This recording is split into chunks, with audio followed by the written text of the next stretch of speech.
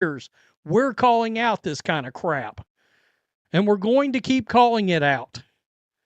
All right? Again, I don't talk politics on this channel, generally speaking. But I do talk about women's sports and women's basketball. The WNBA is in the middle of trying to get a CBA done.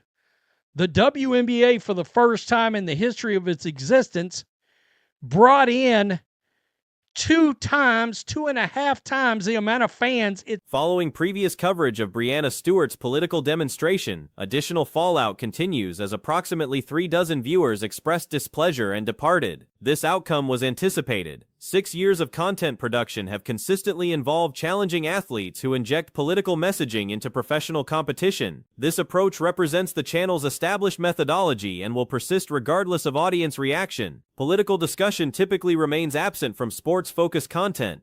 However, women's professional basketball demands attention specifically because the WNBA currently negotiates its collective bargaining agreement while simultaneously experiencing unprecedented growth. For the first time across its entire operational history, the league attracted double to 2.5 times its typical viewership numbers. This expansion brought numerous spectators who specifically oppose political messaging within athletic competition. The amount of fans it's ever had. Guess what? It brought in a lot of fans like me that do not want politics in their sports. We came in to watch Caitlin Clark play. By osmosis, we've had to watch some of these other players play. And because of that, we paid a little bit closer attention besides just the Brittany Griner got locked up in Russia action.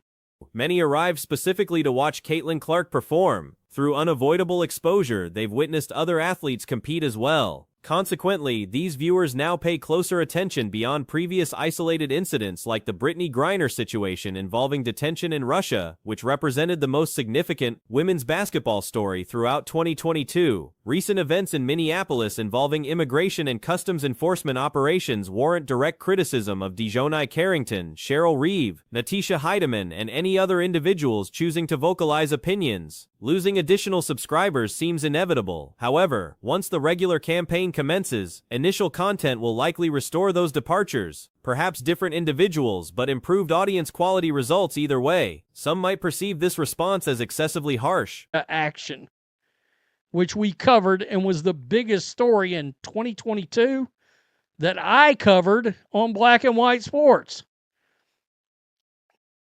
Enter in the situation in Minnesota involving ICE.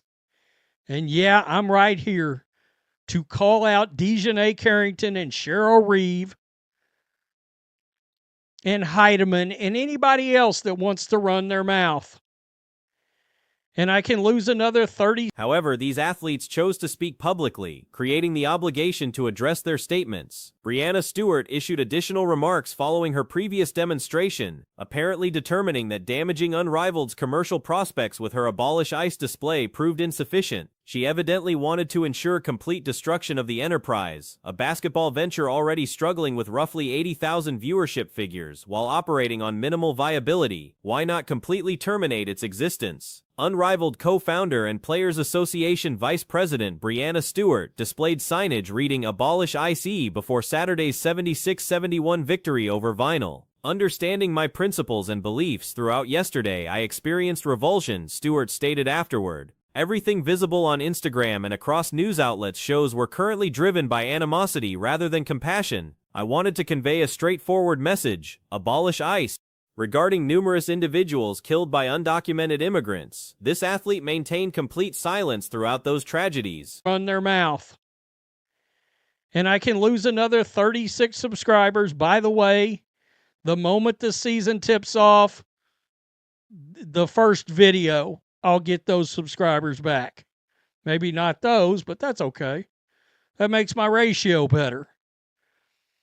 You might be like, Rhodes, you're coming a little hard. Yeah, I mean, look, I didn't ask these people to run their mouth, but now that they did, well, I'm talking about it.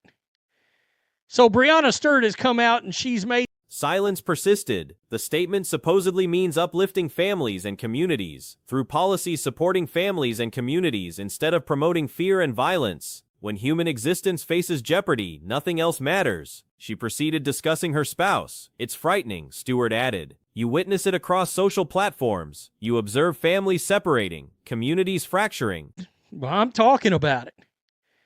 So Breonna Stewart has come out and she's made some further comments because ending Unrivaled's business yesterday with her abolish ICE stunt wasn't enough. She wanted to make sure she put the business right out of its misery. The basketball league that's literally drawn like 80,000 viewers, that was already beeping on life support.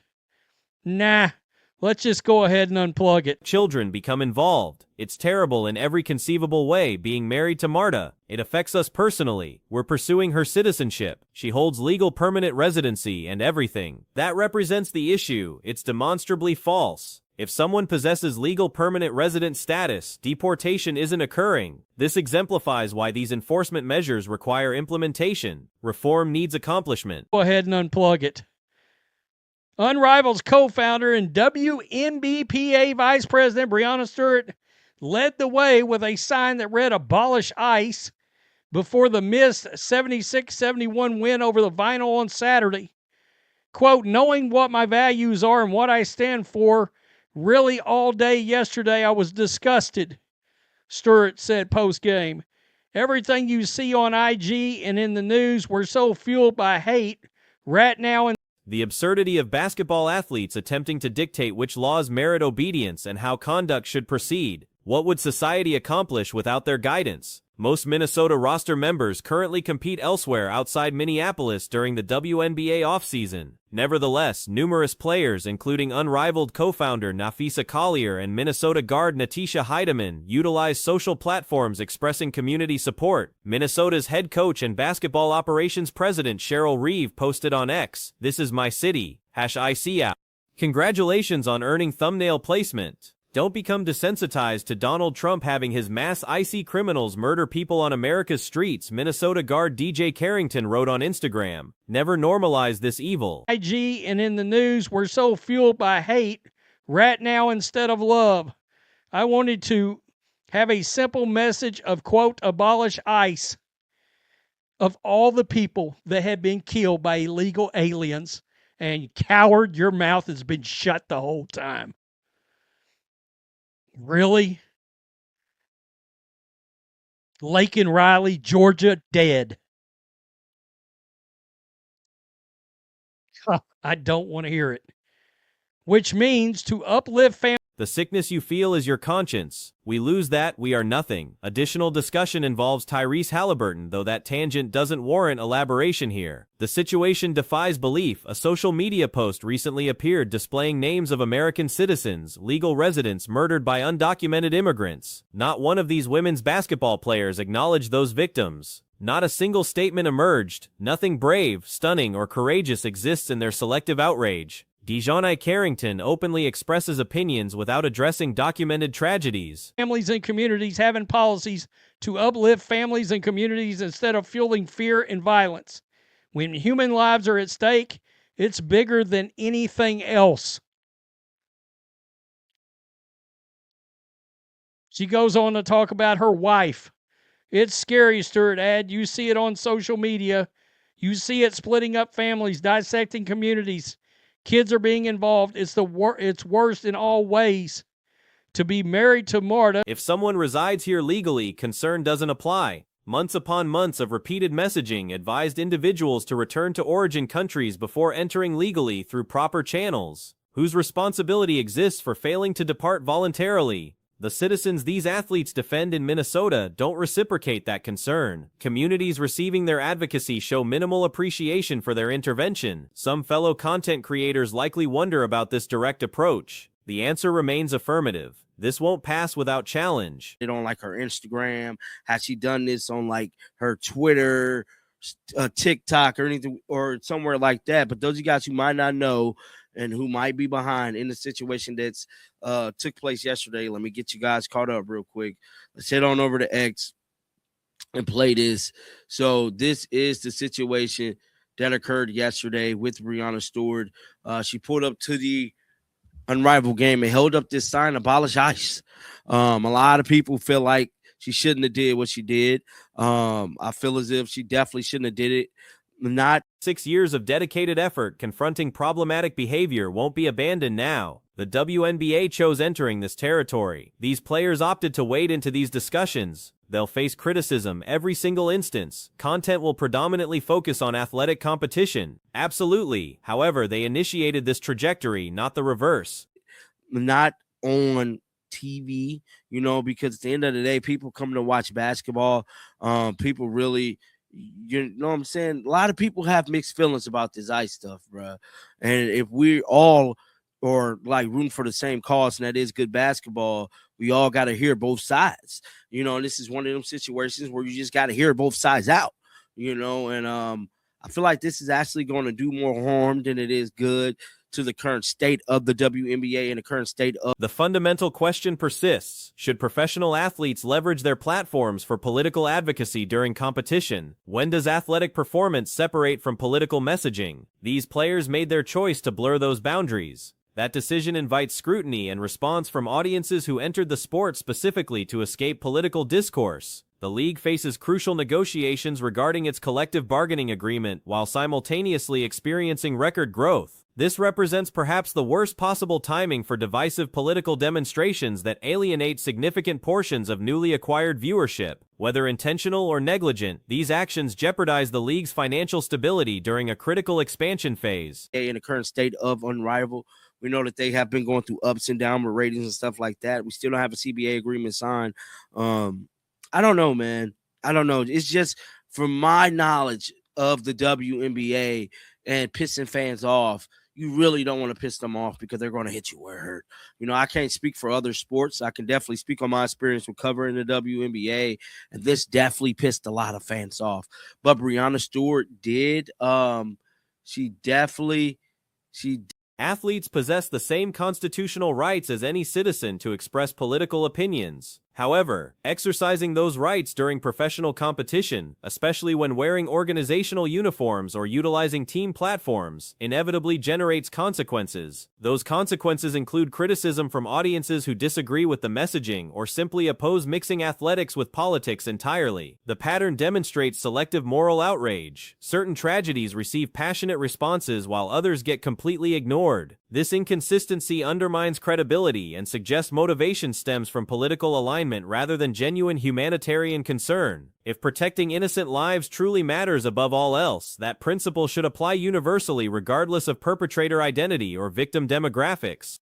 She definitely did respond to all of this, and in a press conference that she did, she told everybody how she feel, man.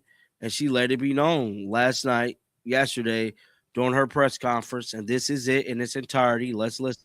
Thank you both for joining. We'll go ahead and get started with questions from Nikias in the front row.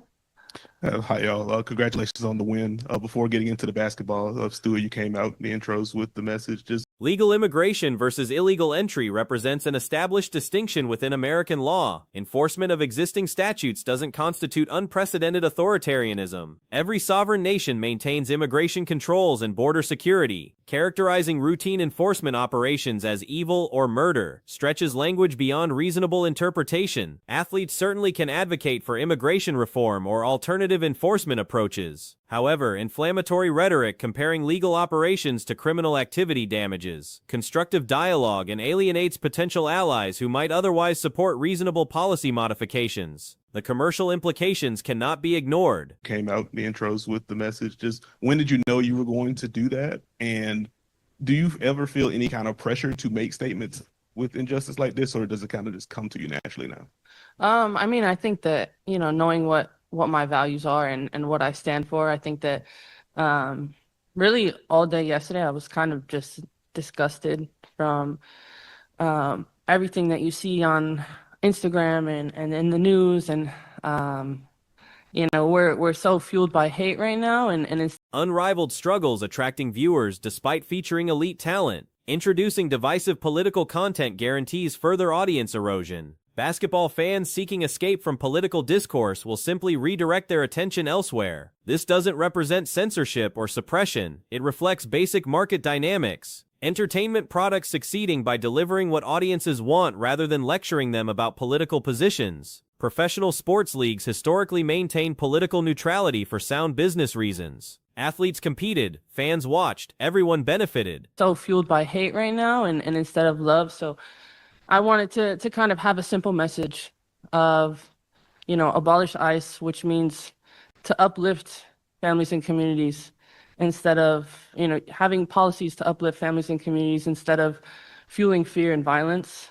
I think that, when human lives are at stake, it's bigger than anything else. So to have that simple message before the game was important to me, and knowing that, everyone. Recent trends toward increased activism generate backlash precisely because audiences seek entertainment and distraction rather than political advocacy. Whether this shift proves sustainable remains uncertain, but early indicators suggest significant portions of viewership reject mixing athletics with political messaging. The situation ultimately demonstrates consequences of choice. Athletes chose speaking publicly about politically contentious topics. Audiences retain the choice responding with support, criticism, or disengagement. Neither party can claim victimhood when these predictable dynamics unfold. Actions generate reactions. And knowing that, everyone here is feeling that way, one way or another, and it was just a perfect time. Jamil on Zoom.